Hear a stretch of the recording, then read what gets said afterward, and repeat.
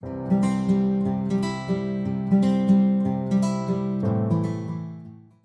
semuanya, selamat datang di Mahir Bisnis Internasional tingkat kuliah bersama saya Adila Sari Siregar. Pada video kali ini saya akan membahas mengenai teori perdagangan internasional dan pertumbuhan ekonomi. Teman-teman, kita perlu memahami teori perdagangan internasional agar dapat melihat adanya keuntungan yang timbul dari adanya perdagangan internasional dan dapat mengatasi permasalahan pada negara. Kenapa begitu? Karena teori perdagangan internasional dan pertumbuhan ekonomi adalah teori yang menjelaskan fenomena dan menganalisis peristiwa yang terjadi pada perdagangan internasional, yang mana dari beberapa teori dikemukakan oleh beberapa ahli.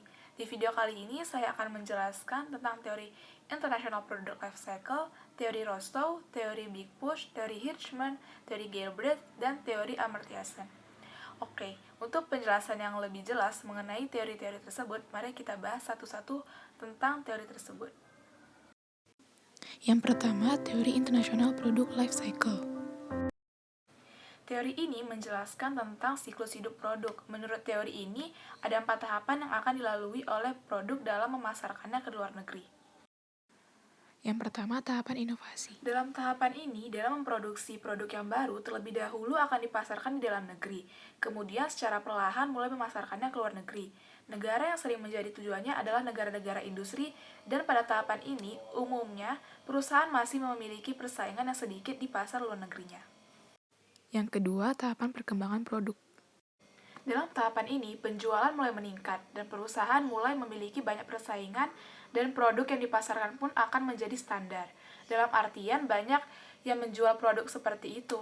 Pada saat inilah perusahaan akan mulai melakukan produksi di luar negeri, agar dapat memaksimalkan layanan di pasar asing dan melakukan kegiatan persaingannya.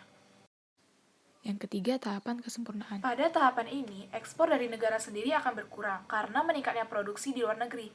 Kemudian fasilitas pabrik asing ditempatkan untuk melawan peningkatan persaingan dan untuk memaksimalkan keuntungan dari tingkatan penjualan yang lebih tinggi di pasar asing. Produksi juga akan sering berpindah-pindah dari negara industri ke negara yang berkembang karena memperoleh faktor produksi yang lebih murah, terutama pada biaya tenaga kerja. Dan yang terakhir, tahapan penurunan. Pada tahapan ini, perusahaan mulai mengalami penurunan akibat dari munculnya pesaing-pesaing baru yang memiliki pencapaian produksi yang cukup tinggi. Tetapi perusahaan tidak akan langsung menyerah dengan adanya penurunan penjualan. Perusahaan akan mencoba untuk bertahan di pasar dengan melakukan inovasi terhadap produk dan mengambil strategi-strategi apa yang bisa digunakan perusahaan untuk tetap bertahan dalam pasar.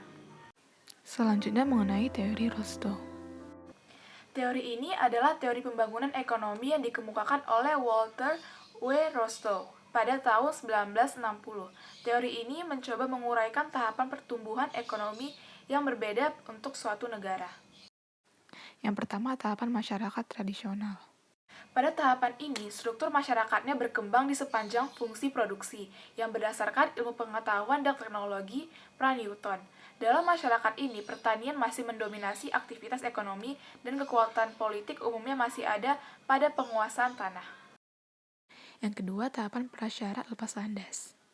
Pada tahapan ini, ada 3 sektor non-industri yang spesifik memberikan dasar bagi pembangunan ekonomi, seperti peningkatan investasi di bidang transportasi, pembangunan pertanian, dan perluasan impor ke dalam negeri. Yang ketiga, tahapan lepas landas. Dalam tahapan ini, perkembangan teknologi mulai meluas seperti berfungsinya sistem produksi yang secara efisien dan efektif. Selama periode ini, hambatan pertumbuhan dihilangkan di dalam negeri, dan konsep pertumbuhan ekonomi sebagai tujuan nasionalis. Ada 3 faktor yang perlu untuk dipenuhi, yaitu pertama, investasi bersih sebagai persentase dari produk nasional bersih yang harus meningkat tajam. Yang kedua, setidaknya satu sektor manufaktur yang substansial harus tumbuh pesat. Dan yang ketiga, kerangka kerja yang mendukung untuk pertumbuhan harus muncul di bidang politik, sosial, dan kelembagaan. Misalnya bank, pasar modal, dan sistem perpajakan harus dikembangkan. Kemudian yang keempat, tahapan dorongan menuju kematangan.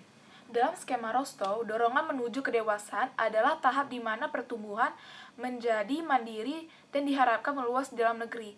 Selama periode ini, Rostow percaya bahwa kumpulan tenaga kerja menjadi lebih terampil dan sudah lebih ke perkotaan, dan teknologi mencapai tingkat kemajuan. Dan yang terakhir, tahapan usia konsumsi massal. Tahapan terakhir perkembangan yaitu seperti yang dilihat Rostow adalah zaman konsumsi massal, di mana ada pergeseran ke barang-barang konsumsi yang tahan lama, di mana semua sektor ketika penduduk mencapai standar hidup yang tinggi, sebagaimana dibuktikan melalui kepemilikan barang-barang canggih seperti mobil, televisi, dan peralatan canggih lainnya. Selanjutnya mengenai teori Big Push. Ekonom Ragnar Nuschke menganjurkan bahwa upaya pembangunan harus terdiri dari penggunaan modal yang sinkron untuk mengembangkan berbagai industri di negara. Dia percaya bahwa hanya upaya yang menyeluruh yang terpadu yang akan mendorong negara-negara berkembang keluar dari kemiskinan, di mana terbatasnya pasokan modal disebabkan oleh rendahnya tingkat tabungan. Selanjutnya teori Hirschman. Teori ini dikemukakan oleh Albert O. Hirschman. Hirschman menyebarkan gagasan untuk membuat investasi yang tidak seimbang di sektor ekonomi untuk melengkapi keseimbangan yang sudah ada dalam perekonomian bangsa. Investasi harus dilakukan di bidang ekonomi yang dipilih secara strategis untuk memberikan pertumbuhan di sektor-sektor lain melalui keterkaitan ke belakang dan ke depan. Sebagai implementasi pembangunan harus dilakukan secara selektif pada bidang-bidang tertentu, mengingat adanya keterbatasan sumber modal untuk investasi pada hampir semua negara-negara berkembang. Selanjutnya adalah teori Gilbert. Selanjutnya teori ini dikemukakan oleh John Kenneth Galbraith. Dia adalah salah satu ekonom pertama yang membahas pola pikir individu di negara berkembang, dalam istilahnya yang diciptakan sebagai keseimbangan kemiskinan. Galbraith menawarkan kerangka kerja yang diperlukan untuk berhasil mengindustrialisasikan ekonomi miskin, yaitu pertama, keamanan yang memadai, kedua, sistem infrastruktur yang andal, ketiga, pasokan modal yang memadai, keempat, industri yang didukung negara, dan yang kelima, pelatihan dan pendidikan khusus. Dan yang terakhir, teori Amartya Sen.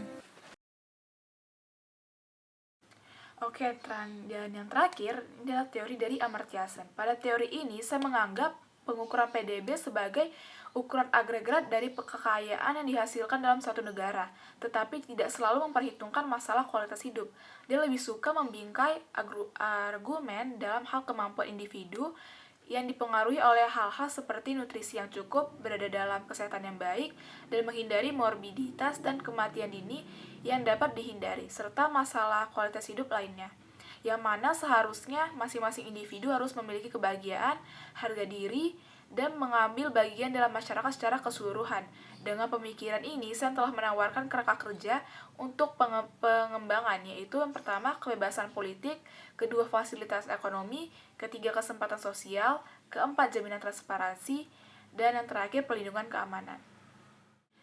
Nah, itu tadi pembahasan terkait teori perdagangan internasional dan pembangunan ekonomi. Jadi, teori-teori tersebut memiliki pendapatnya masing-masing, dan hal tersebut dapat menjadi referensi bagi perusahaan dan negara dalam memproduksi dan memasarkan produknya di luar negeri, dan membantu untuk membangkitkan perekonomian negara. Perdagangan internasional itu menjadi penting karena dengan perdagangan internasional kita dapat meningkatkan pendapatan negara, meningkatkan kualitas produk dan sumber daya manusia yang dimiliki, karena mengingat begitu ketatnya persaingan yang ada di pasar global. Karena persaingan tersebut, kita dapat terpacu untuk meningkatkan kualitas. Untuk materi yang sudah ada, saya mengambil sumber dari buku International Business yang terbit pada tahun 2006 oleh Riyad A. Ajami. Baik, itu pembahasan di video kali ini. Bila ada kekurangan dan kesalahan pada saat penyampaian, mohon maaf. Sampai jumpa lagi di video mahir bisnis internasional selanjutnya.